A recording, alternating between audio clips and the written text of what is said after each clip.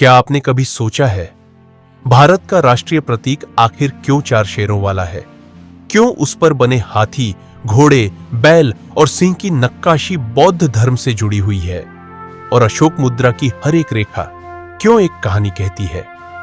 आज हम आपको ले चलेंगे भारत के इतिहास के उस दौर में जहां से शुरू हुई थी इस प्रतीक की यात्रा।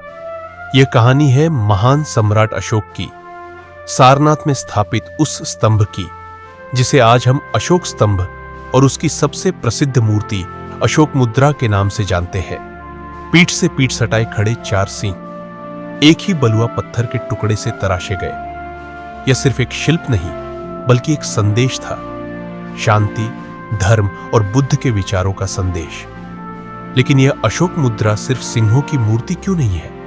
इसके आधार पर बनी नक्काशी में चार जानवरों हाथी, घोड़ा, बैल और सिंह की गहरी प्रतीकात्मकता छुपी है। क्या आप जानते हैं ये चारों जानवर बुद्ध के जीवन के चार अलग अलग चरणों की कहानी कहते हैं। हाथी, वह सपना जो रानी माया ने देखा था जब बुद्ध उनके गर्भ में आए थे, एक सफेद हाथी उनके गर्भ में प्रवेश करता हुआ। बैल, बुद्ध के युवा राजकुमार सिद्धार्थ के मन में उठती उस गहरी करुणा का प्रतीक जिसने उन्हें सांसारिक जीवन से विमुख किया। सरपट दौड़ता हुआ घोड़ा, वह क्षण जब सिद्धार्थ ने अपने राजसी जीवन को हमेशा के लिए छोड़ने का निर्णय लिया। और सिंह, वह गर्जना जो बुद्ध के ज्ञान प्राप्त करने के बाद धर्म की विजय का प्रतीक बनी। चारों दिशाओं की ओर देखते हुए सिंह अशोक के साम्राज्य के चारों ओर फैली धर्म की रोशनी का भी प्रतीक है।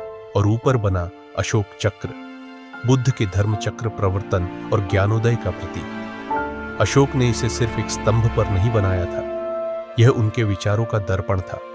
समय बदला, साम्राज्य बदले, पर यह प्रतीक आज भी हमारे देश के गर्व का चिन्ह है। सारनाथ का वही सिंह शीर्ष आज भारत के राष्ट्रीय प्रतीक के रूप में हमारे तिरंगे पर सुशोभित है।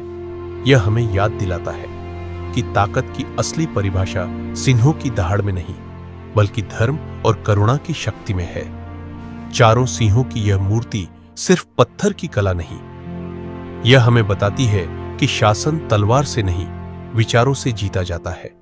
बुद्ध का संदेश और अशोक का धम्म आज भी भारत की आत्मा में गूंज रहा है। तो अगली बार जब आप हमारे राष्ट्रीय प्रतीक को देखें, याद रखिए इसके हर एक चिन्ह में छुपा है हजारों साल पुराना एक महान संदेश।